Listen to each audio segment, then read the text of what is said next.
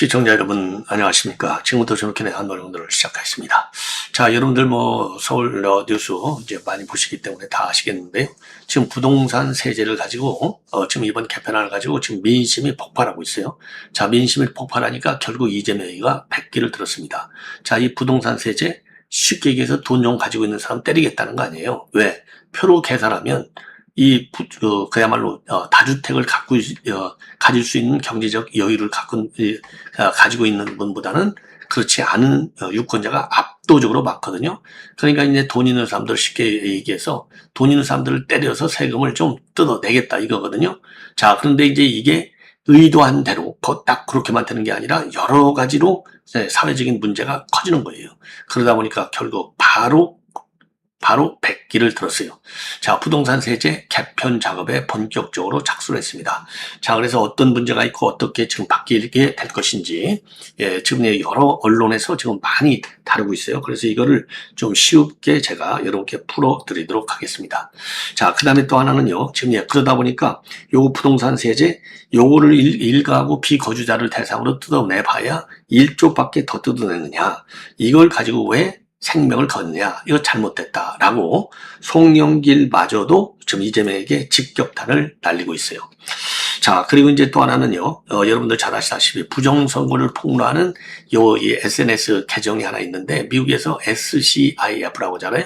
이 SCIF 계정은요, 여기에 이제 부정선거 관련 뉴스가 나오면, 이 정보가 나오면 트럼프 대통령이 본인의 트루소셜에 바로바로 올릴 정도로 신뢰성을 가지고 있는 계좌가 되는 겁니다. 자, 그래서 여기에 말이죠. 우리 이제 대한민국의 중앙선관위가 만들었다고 하는 A웹이 미국의 선거에도 부정 개입했다. 즉, 미국의 부정선거에 개입했다는 것이죠. 예, 요 내용을 폭로하고 있습니다. 자, 그러다 보니까 지금 A앱 측에서는요, 입장문을 내놨어요. 그 관련해서. 예, 그래서 입장문 당연히 전부 다 부인하죠. 예, 특히 인천시의원들이 문제 제기를 많이 하고 있는데, 전면 부인하는 입장문을 내놓고 있습니다. 자, 그래서 요 내용도 말씀드리고, 그리고 이제 시간이 되면, 지금 중국의 우리 국내 간첩회의가 말이죠. 못 잡아서 그러죠. 못 잡는 거지. 이제 이재명 정부에서는 못 잡는 게 아니라 안 잡는 거겠죠. 예. 자, 중국군 출신 간첩 2명이 잡혔습니다. 자, 그래서 이제 구속된 상태로 재판에 넘겨질 운명에 처해 있는데, 자, 지금 보니까 우리 군 정보만을 수집하는 게 아니라 미군 정보까지 수집하고 있어요. 여기에 제가 보기에는요, 미인계까지 쓰고 있습니다. 예. 그래서 주한 미군 부대에서 일하고 있는 우리 한국 여성이죠. 한국 여성을 말하자면 이제 그 협조자로, 그러니까 이제 쉽게 얘기하면 그 여성도 간첩인 거예요. 예. 그 여성을 간첩으로 활용해서 대담한 첩보 활동을 한 거예요. 자, 그래서 요 관련 내용까지 여러분께 말씀을 드리겠습니다. 자, 그러면 말이죠. 맨 먼저 지금 부동산 문제와 관련된 요 내용 굉장히 참 심각한 내용이라고 보지 않을 수 없는데, 자, 그래서 요 내용을 여러분께 자세하게 좀 설명을 드리겠는데요. 자, 그래서 이제 비거주 1주택자에 대한 이 문제 제기가 상당했어요. 자, 한마디로 해서 그래서 부동산 민심이 이제 폭발한 거 아니겠습니까? 자, 그래서 요 내용이 이제 말하자면 이제 이번 결국 총선에도 도움이 안 된다, 이렇게 판단을 한 거예요. 자, 그러니까 이제 백기를 들죠. 제가 여러분께 말씀드렸지 않습니까? 모든 조치는 결국 어디로 가느냐? 기승전 총선을 변수를 두고서 해석하면 큰 차이가 없다. 제가 이런 말씀을 여러 차례 드렸지 않습니까? 자, 그래서 이 부동산 민심이 지금 흉흉하다 보니까 이제 결국은 백기를 들었어요. 자, 그래서 요 내용을 이제 여러분께 자세하게 좀 설명을 드리겠습니다. 자, 이게 좀 굉장히 내용이 좀 복잡한데요. 제가 좀 쉽게 설명을 드리겠는데, 우선요, 민심이 이렇게 급격히 악화되다 보니까 사실상 이제 백기를 든 거나 마찬가지인 거예요. 자, 그래서 비거주 1주택자를 집중 겨냥한 종합부동세, 종부세라고 하잖아요. 그 다음에 양도세 증세 방안이 발표되니까 입법 예고기간에 수천 건의 반발 의견이 쏟아졌고, 결국은 경제부총리가 정부안은 확정된 것이 아니다. 리바이즈가 가능하다. 자, 리바이즈가 가능하다는 그러니까 수정이 가능한 거야. 이렇게 이제 불을 끄는데 급했죠. 자, 그래서 처음부터요, 충분한 사회적 논의와 현실 검증 없이 투기업체 부동산 세제 강화라고 하는 정치적인 목표가 우선적으로 하다 보니까 이런 이제 잘못된 정책을 내는 거예요. 아주 전형적인 탁상 공론의 한 전형을 보여주고 있어요. 자, 그래서 비거주 1주택자에 대한 종부세와 양도세 구조를 보면은 정부가 집 한 채를 가진 사람이라도 실제 거주 여부에 따라서 사실상의 투기 세력과 유사하게 취급하는 방향으로 세제를 설계하고 있어요. 자, 그래서 개편안에 따르면요, 내년 이후에 비거주 1주택자의 종부세 기본 공제액은 9억 원, 그리고 올해는 12억 원은 물론이고 거주자 14억 원보다도 5억 원이나 낮게 책정되는 겁니다. 여기에 대해서 2029년부터는 양도소득세에서 보유 기간에 따른 장기 보유 공제가 전면 폐지돼요. 실제 거주 기간만 따지는 최대 80%의 장기 거주 소득 공제만 허용되는 구조로 바뀌어요. 그러니까 결국 같은 1주택자라도 생활 여건상 집을 비워두고 다른 곳에 거주하면 세제 측면에서는 중과 대상에 가까운 대우를 받게 되는 겁니다. 그러니까 어마어마한 세 부담을 지게 되는 거예요. 자, 그래서 정부는요, 이러한 강경한 구조에 대해서 일부 예외를 설정하면서 불가피한 비거주자는 거주로 인정해 주겠다. 이렇게 이제 입장을 바꿨어요.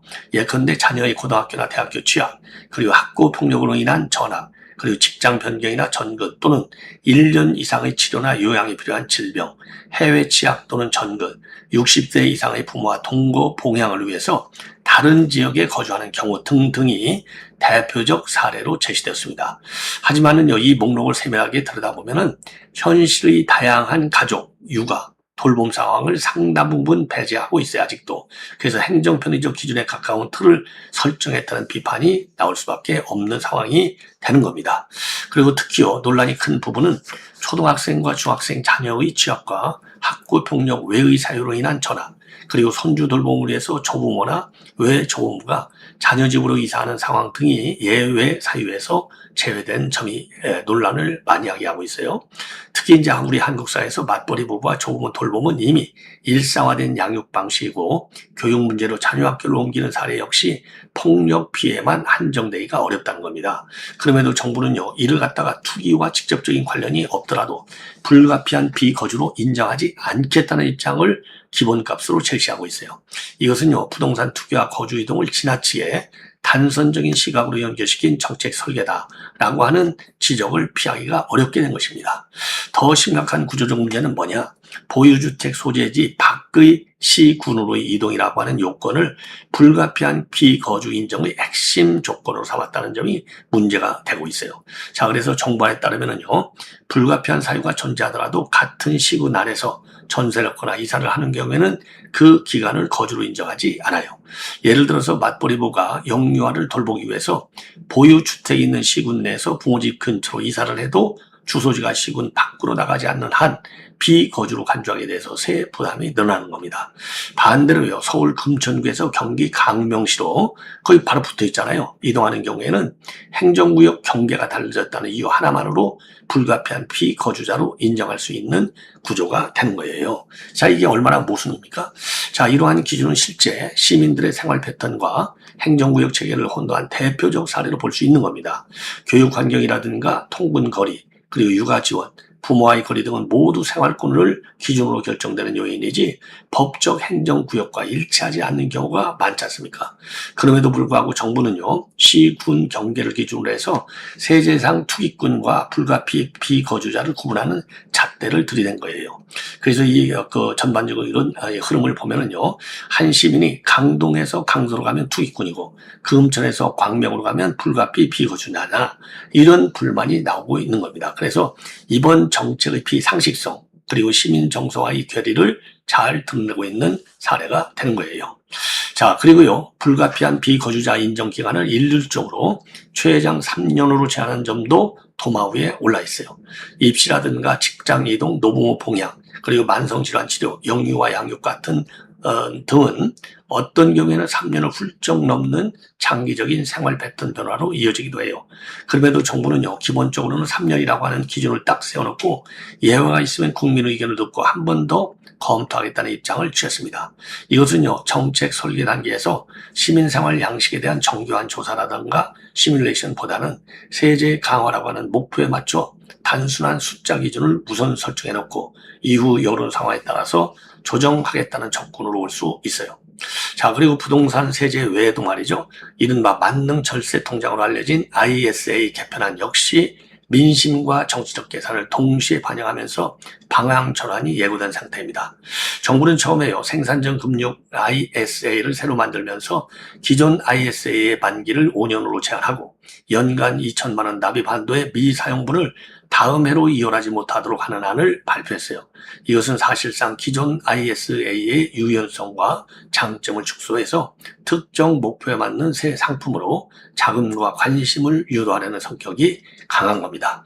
하지만 이재명이가 직접 나서 전면체 검토를 지시하면서 정부가요, 기존 ISA의 혜택을 유지하는 방향으로 선회할 것이다 라는 관측이 나오고 있습니다. 이 ISA 부분은 저와도 여러 번 차례 넘게 분석을 해드렸죠. 자, 그래서 ISA 논의는요, 부동산 세제와 마찬가지로 세제 혜택 축소를 통해서 재정을 확보하려는 기조하고 중산층과 투자자, 저축자에게 주는 신호를 어떻게 관리할 것인가가 충돌하는 지점입니다. 처음에는 혜택 축소하고 구조 변경을 통해서 투자, 저축 형태를 정부가 원하는 방향으로 유도하려 했지만은 여론 반발과 시장 불안이 커지니까 이재명이가 민생 투자자 보호의 이미지를 앞세워 개입하는 그림이 연출되고 있어요. 이것은 정책 설계 초기부터 중산층과 실수요자 투자자 관점에서 세제 변화의 파급 효과를 충분히 고려하지 않았다는 점을 보여주는 동시에 나중에 정치적 개입을 통해서 국민 혜택을 지켜냈다라고 하는 메시지를 만들 수 있는 여지를 남겨주었다. 이런 비판도 지금 가능하겠습니다. 그리고요, 대주주가 상속세, 증여세를 줄이기 위해서 회사 주가를 인위적으로 낮게 유지하는 주가 누르기 관행을 막겠다는 정부 방안도 비슷한 한계를 드러내고 있어요.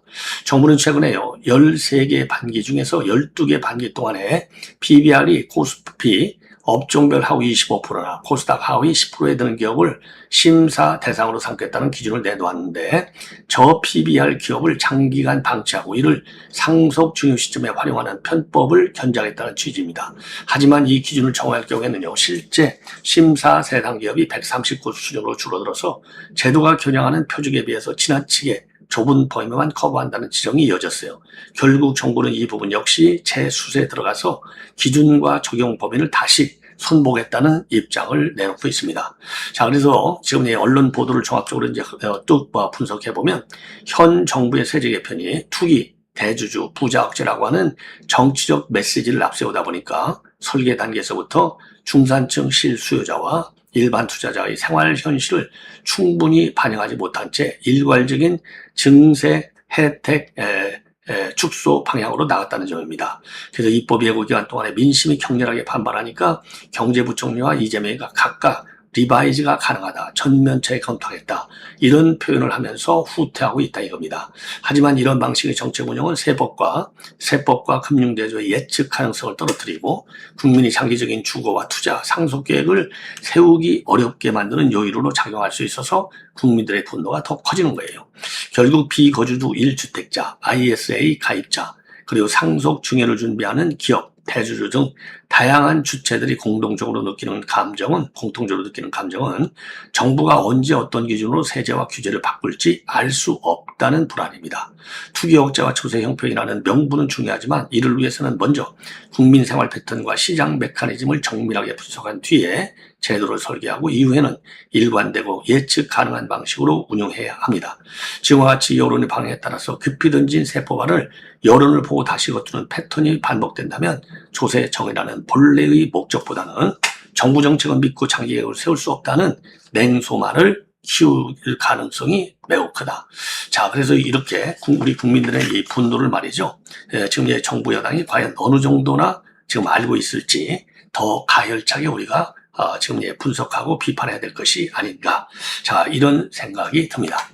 자, 그래서 시청자 여러분들 말이죠. 제가 앞으로는요, 정치권 뉴스만이 아니라 이런 부동산 문제라든가 이 증시 문제, 또 환율 문제, 경제 문제에 대한 이 보도 평가도 제가 앞으로 계속해서 늘려나갈 계획으로 있어요. 그래서 우리 시청자 여러분들께서 저의 방송 더 많이 좀 시청해 주시고 주변 분들과 공유해 주시면 대단히 고맙겠습니다. 그리고 여러분들의 의견은 또 이 댓글로 표현해 주시면 말이죠. 여러분들의 강한 비판도 정부에 상당한 자극이 돼요. 자, 그래서 여러분들께서 댓글을 좀 많이 올려주시면은 대단히 고맙겠다는 말씀도 드립니다. 예. 자, 지금 이 시간에 굉장히 좀 여러분들께서 바쁘신가 봐요. 댓글을 올리시는 분이 별로 없으시네요. 많이 좀 올려주시면 대단히 고맙겠다. 이런 말씀을 다시 한번 드립니다. 자, 이번에는요, AF과 관련해서 여러분께 말씀을 드리겠습니다. 지금 이제 일부 매체에서 대대적으로 지금 보고도 하고 있어요. 미국의 지금 SCIF, 그러니까 이제 부정선거 추적 전문 이 SNS 계정이 되겠어요. 여기에서 우리 이제 중앙선관위가 만들었다고는 AUF, 즉 세계선거기관협의회잖아요. 여기하고 이게 이제 하나의 사실상 글로벌 선거 사기 카르텔이 되고 있다. 이런 제목의 게시물을 올리고 있어요. 자, 그래서 요 게시물 내용을 여러분께 자세하게 설명을 드리겠습니다. 자, 요렇게 지금 올리고 있는 겁니다. 쉽게 얘기하면요. 자, 그래서 요렇게 해가지고 말이죠. The AUF and the Global Election Fraud Cartel. AUF과 이 글로벌 선거 사기 카르텔. 자, 그래서 이제 2020년도, 지금 이제 미 선거가 이제 도난당했다. 이거 아니에요? 트럼프 대통령이 주장하는. 자, 이런 내용의 지금, 개정 구자 내용이 되는 거예요. 자, 그래서 요 내용을 여러분께 말씀을 드리겠는데, 자, 이걸 보면은요, 지금 도난당한 2020년 선거는 한정된 사건이 아니었다. 그것은 미국 선거를 훔치는 데 그치지 않고 전 세계적으로 선거를 훔쳐서 공산주의 지도자들을 삽입하려는 더 큰 계획의 일부인 글로벌 작전의 하나였다. 그리고요, AUF은요, 자금을 모으고 통제하며 납세자의 돈을 필요한 곳에 분배한다는 말과 함께 선거 사기를 통해서 모든 수준의 정권 교체 작전을 자금 지원하며 한국, 미국, 유럽, 그 다음에 USAID, 미 국제개발처와 강한 연결고리를 가지고 있다. 이렇게 폭로하고 있어요.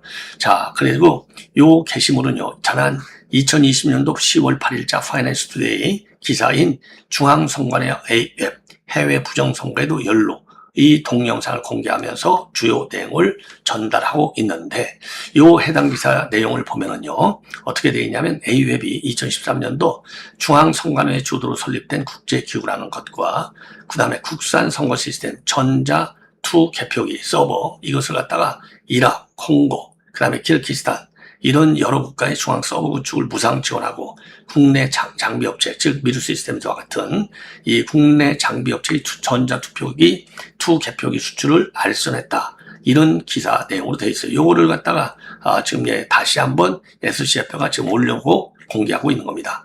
자, 그래서 이제 문제는 바로 뭐냐면 한국산의 전자2 개표기가 도입된 이라크, 그 다음에 DR 콩고, 그 다음에 키르기스탄 이런 데서는 개표 결과 조작 의혹, 그리고 시스템 부실 논란이 불거졌고, 결국은요, 유혈 시위와 폭동으로 이어졌어요. 그리고 또 해외에서 논란이 된 전자2 개표기, 서버 시스템과 유사한 사양의 제품이 국내 2020년도 4.15 총선에도 사용됐다면서 통계적 이상 현상, 사전투표 조작 의혹, 법원의 증거부전 기각과 서버 이전 등을 근거로 해서 국내 선거 역시 검증과 국제조사단의 개입이 필요하다. 이렇게 강조하고 있습니다. 한편 말이죠. AUF에 대한 국제공조수사를 촉구하는 목소리도 계속 이어지고 있어요. 한미 부정선거 공동조사단 일원으로 최근에 이제 한국을 다녀간 미국의 선거 데이터 분석 전문가인 더글러스 프랭크 박사도 AUF를 글로벌 부정선거의 온상으로 꼽고 있습니다. 그리고 또 방한 중에 있는 지금 미국 라스베가스 부정선거 투사 서밋 주관자인 후안 오 사빈 씨도 말이죠. 지난 8월 8일입니다. 올림픽공원 항쟁 현장을 찾아서 AUF 수사가 필요하다. 이런 입장을 표명한 바 있습니다. 자, 그래서 말이죠. 이 AUF는요, 여전히 지금 국제적으로 논란을 지금 계속해서 야기하고 있다. 자, 이렇게 우리가 볼 수 있는 대목이 되겠습니다. 자, 이번에는 말이죠. 이번에는 이제 송영길이가 지금 이제 3등을 하고 있죠. 자, 그러니까 송영길은 당연히 정청래를 지금 직격탄을 가하고 있어요. 자, 그런데 지금 KBS 라디오에 출연을 해가지고 말이죠. 지금 뭐라고 했느냐. 요즘 이제 이재명의 지지율이 푹푹 빠진다. 이게 논란이 되고 있는 거 아니겠습니까? 자, 그래서 이재명 정부가 이제 조기 내임덕에 들어섰다. 이런 외신 보도까지 나오고 있어요. 자, 그래서 KBS 라디오에서 뭐라고 했냐면요. 이번 이제 부동산 세제 그리고 이제 지지율 하락과 관련해서 핵심은 부동산을 잘못 다루기 때문에 발생하는 문제다. 부동산 세금을 손대지 말라는 게 일반 주장이다. 그러면서요, 1인 1가구 1주택, 부동산 종부세, 양도세 해봤자 1조 원, 50조 원의 추가 세수가 나는데 왜 1조에 목숨을 걸려고 하느냐. 자, 이렇게 비판하고요. 왜 장특공제 10억 한도를 만들고 보유한 사람을 빼버리려고 하느냐. 자, 비거주자를 빼버리려고 하느냐. 10억 한도를 만들어가지고. 그러면서 내가 직장에 있어서 서울에 집 놔두고 인천에 가 있을 수 있지 않느냐. 집 팔아서 미국으로 이민 가는 것도 아닌데, 예, 그리고 PF도 풀어줘야 된다. 부동산 공급해봤자 LTV, DTI 같은 대출 지원을 안 해주면 실수요자가 어떻게 집을 사느냐. 이렇게 직격탄을 날리고 있어요. 예. 자, 그리고 이제 당연히요. 지금 정청래 후보를 비판하고 있죠. 예. 정청래 후보를 비판하고 있어요. 국정과제 1호를 몰랐다는 점을 가지고서 또 강하게 비판하고 있고, 그리고 이제 정청래가 말이죠. 내란 종식 이렇게 얘기하는데, 내란 종식은 조국당 1호 공약이다. 그러면서 정청래 후보는 정신적으로 조국당 당대표등 아니냐. 자, 이런 지금 비판을 하고 다니고 있어요. 예. 자, 그래서 이건 기본이 정청래 비판이지만은 지금 이 부동산 세제 개편과 관련해서 이 송영길이는 이재명을 지금 만들어낸 장본인 제 1등 공신 중에 한 명 아니에요? 그런데 이제 오직 급하면 지금 이재명이를 때리는 이런 발언을 서슴지 않고 하느냐. 요거를 제가 지적을 하는 겁니다. 자, 그 다음에 마지막으로는요, 지금 여러분들, 예. 제가 모두에 말씀드렸지 중국 간첩 2명을 체포해서 구속영장을 청구를 했습니다. 자, 뭐냐면은요, 지금 이제 둘 다 공통점은요, 남성이고요. 그 다음에 중국 인민군 출신이에요. 자, 그런데 이제 공산당 소속인지 아닌지까지는 아직 보도가 나오지 않고 있지만은 이건 중국 공산당 소속이냐 아니냐는 따질 필요 없이 이거는 무조건 중국 정보원이 심어놓은 간첩이다. 이렇게 보면 될 것 같아요. 자, 그래서 2명인데요. 한 명은 말이죠. 지금 이제 이 캠프 험프리스, 한 명은 여러분들 전북 군산 미군 기지를 대상으로 해서, 지금 이 도청을 한 거예요. 막말리스 도청. 그러니까 얼마나 이게 중요합니까? 군산, 지금 미군 기지가 굉장히 전략적으로 중요한 데예요. 자, 그래서 언제 그랬느냐면 지난 4월 달에 말이죠. 4월 달에, 군산 공항 인근 호텔에서, 투숙하면서 이 단방향 수신기인 SDR 수신기하고 안테나, 노트북, 이런 수신 장치를 설치한 상태에서, 지금 공항이니까 관제탑하고 전투기 조종사들하고 교신하는 내용이 있지 않습니까? 그 전투기하고 관제탑 간의 교신 내용을 도청한 혐의를 받고 있습니다. 야, 지금 그러니까 말이죠. 굉장히 중요한 그런 도청까지 가지고 있다. 이건 전문적으로 교육까지 받고 나온 간첩이 아니냐 이렇게 판단을 해요. 그래서 지난 7월 7일 날 경찰에 체포가 됐습니다. 그런데 경찰에서는요, 요 체포 직전부터 첩보를 입수해서 요 A씨에 대해서 계속 수사를 해왔어요. 자, 해오다가 결국은 체포를 하게 된 것이고, 경찰 조사에서 뭐라고 얘기하고 있냐면 본인은요, 항공기 교신 내역을 듣는 게 취미라고 그랬어요. 야, 웃기는 인간이죠. 자, 그리고 이제 이 사람은요, 인민군에서 오랫동안 근무하다가 퇴직한 전직 군인이라고 합니다. 자, 그리고 이제 또 한 명은요, 주한 미군을 포섭해서 훈련 계획이라든가 인사 관련 동향을 지금 빼돌린 조선족도 검거를 했습니다. 자, 이 사람은 남성이에요, 남성. 자, 그래서 일반이적 군사기밀 보호법 위반 혐의로 중국 국적의 40대 남성 B씨인데, 요 B씨는요, 2021년도 11월부터 지난 5월까지 오래됐어요. 그러니까 이제 한 5년간에 걸쳐서 주한 미군 기지인 평택의 험프리스 기지 있지 않습니까? 여기에서 근무하는 한국인 여성 C씨를 보섭해서 군사훈련 자료를 빼돌렸습니다. 자, 그래서 이 사람은 말이죠, 완전히 위장 사업처까지 가지고 있어요. 자, 그래서 이 험프리스 기지 정문 근처에서 미 군용품을 판매하는 군장점을 운영하면서 이제 이 간첩 행위를 계속해 왔습니다. 자, 그래서 이 한국인 여성 C씨를 통해서요, 연합 군사훈련인 을지 자유방패훈련 관련 자료를 비롯해서 인사 자료를 빼돌렸어요. 자, 그리고 이제 G부의 근무부서나 또 취임식 사진 등을 수집했다고 합니다. 자, 그리고 무기 이동 상황도 직접 촬영까지 했다고 해요. 그리고 주한미군의 군복과 물품을 중고 거래하기도 했고, 예. 자, 그리고 요 B씨도 마찬가지로 인민해방군에 속해 있다가 전역했다는 겁니다. 자, 자, 그런데 이게 말이죠. 진짜 인민해방군에 있다가 전역하고 온 건지, 그거는 서류상으로만 전역한 건지, 예, 이거는 알 수가 없죠. 제가 보기에는요, 실제로 퇴역을 하고 들어왔을 가능성도 있고, 간첩 파견을 위해서, 적은 그대로 인민군에 두고서 위장 신분으로 들어왔을 가능성도 상당한 것이 아니냐. 그런 점에서 대한민국의 방첩망이 느슨해진 것이 아니냐. 그래서 국가정보원, 경찰 이런 데서는요, 보다 강한 방첩 활동, 특히 중국인을 대상으로 방첩 활동이 강화돼야 되는 것이 아닌가. 이렇게 판단이 됩니다. 예. 자, 이렇게 해서 본 방송을 마치겠습니다. 시청자 여러분들, 다시 한번 많은 시청, 그리고 또 앞으로도 댓글 많이 좀, 댓글을 통해서 여러분들의 강한 비판 의견을 제기해 주시면 대단히 고맙겠습니다. 감사합니다.